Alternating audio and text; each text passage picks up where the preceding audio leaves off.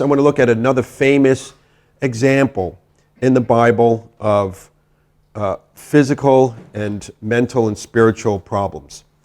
And we go back to the Old Testament, King Ahab.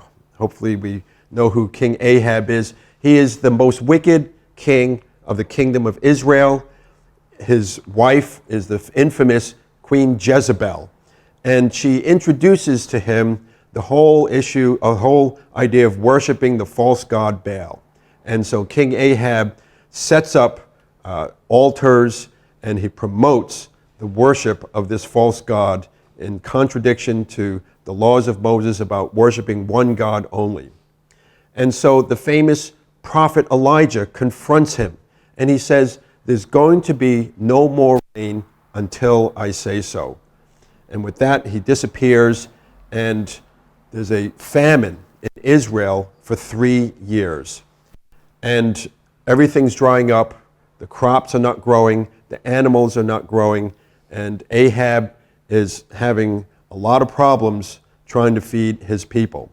And finally, Elijah shows up and confronts King Ahab, and he says, "You are guilty of idolatry. You're the one who's causing the problems in Israel because of your worshiping of false gods." And he issues a challenge. He says, "Bring the prophets of Baal to Mount Carmel, and we're going to have a face-off." And Elijah challenges the Israelites. He says, "Let's obey the true God. Is it the Lord or is it Baal?" And so there's 450 prophets of Baal against one lone prophet, Elijah. And here Elijah's watching the prophets of Baal go at the sacrifice. The challenge was, let's set up 2 altars, and one's going to be for God to consume, or the Lord, and one is going to be for Baal to consume. Let's let the Baal prophets go first. So here they are, dancing around the altar, trying to get Baal to consume the sacrifice, and it's not working. Baal is failing to respond. The prophets of Baal are getting more urgent. They're screaming. They're cutting themselves. You can see him holding a knife there. They start cutting themselves. Elijah starts mocking them. Maybe Baal is asleep. Maybe he's on the toilet. This is Elijah speaking. And ultimately, they give up. Baal does not consume the sacrifice. And then Elijah says, "Okay, for my sacrifice, let's pour a lot of water on it." And so he drowns his altar in buckets and buckets of water. It's absolutely soaked. And then he calls on God to act and to consume the sacrifice. And as we read, God's fire comes down from heaven and consumes the sacrifice in front of everybody. And the Israelites see that the Lord is the true God, Baal is the false god. And then Elijah leads the people to slaughter the 450 prophets of Baal. He takes them into the valley, and there's massive killing of all the false prophets of Baal because it's a capital crime. They were guilty of worshiping false gods, and the penalty was death according to the 10 Commandments. And then Elijah then prays for rain to show up. And now all of a sudden, after 3 years of drought, rain comes back, and Israel has now received its first rainfall in over 3 years. They're on Mount Carmel. They have to get back down to the city. And Elijah is empowered by God to outrun Ahab's chariot. He tells Ahab, "You better get going because it's going to start raining really hard." And then God's power comes onto Elijah, and Elijah is able to, and here's where Mount Carmel is up in the top dot.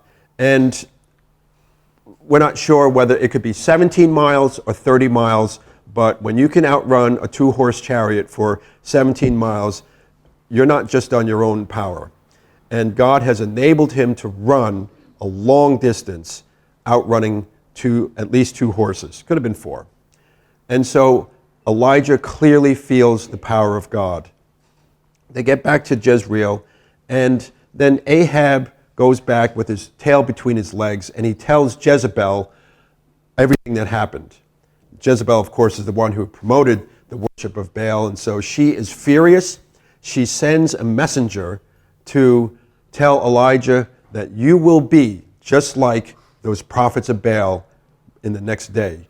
And now, all of a sudden, even though Elijah has had all this power from God, he is scared.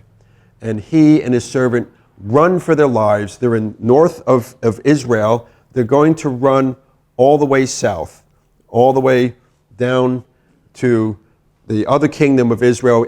Israel is split into two kingdoms by now. The kingdom of Israel up north, the kingdom of Judah in the south. He is running all the way down into the kingdom of Judah, down to a place called Beersheba. So he is really scared, running for his life. And finally, he leaves his servant at Beersheba, and he continues going on alone. And now we kind of slow down. We read that he stops under a tree, and he says these very sad words. "I have had enough, Lord," he said. "Take my life. I am better than my ancestors."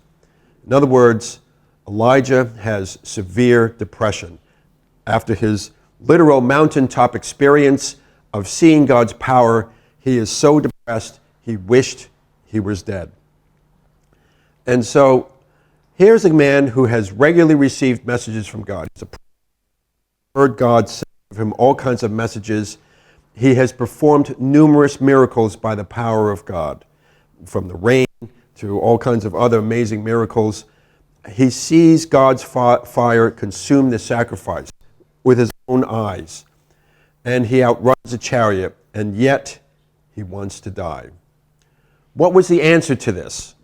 Was God going to give him another supernatural infusion of energy? Was he going to, God's spirit was suddenly going to move him? No. In fact, an angel says, "Get up and eat." And so we see that the very physical aspect to this of sleeping and getting some food. And that was the answer to Elijah having been so depressed and so exhausted that he needed his physical needs to be met in order to continue. And sure enough, certainly the angel and the food being prepared is supernatural, but Elijah still had to get up and eat.